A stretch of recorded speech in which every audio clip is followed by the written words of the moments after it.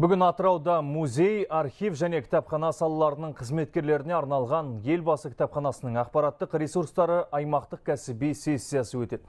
Шара барысында еліміздегі цифрландыру бағдарламасы бойынша музей автоматтандырылған жүйесінің деректері негізінде Алтын қордағы бүкіл деректер келушілерге электронды жүйеде ұсынылды. Тақырыпты тілшіміз Бекен Алирахим тарқатып айтады.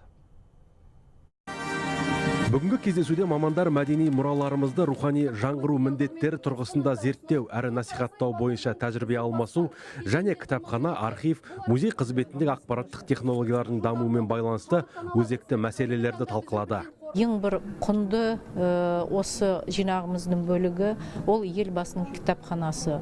20 ғасырдың 60 жылдардан бастап Елбасы өзі үйінде жинақтаған кітабын 1200-ден астап дананы біздің кітапханамыздың қорына берді. Ол енді негізі болып есептелінеді. Қазіргі кезде біздің қорымызда 28 мыңнан астам сақтан бірлік кітаптар сақталынады. Жиынға қатысушылар назарына бір жәдігердің тарихы, музей коллекциялар жобасын қамтитын музей жинақтары ғылыми қор музейтану бағдарламасы ұсынылды.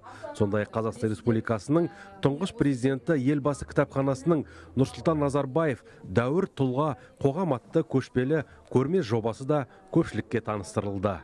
Бұл көрменің ең қызықты тұсы жалпы Нұрсұлтан Назарбаевтың мектеп жылдарындағы оқыған туындылары, кітаптары да ұсынылады.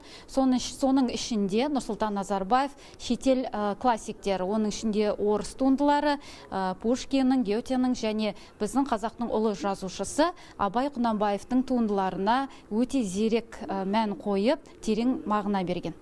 Қазіргі таңда Елбасы музейінде 28 мыңнан астам кітаптан бөлек мемлекет басшы жеке пайдаланған 11 мыңнан астам жәдігер бар.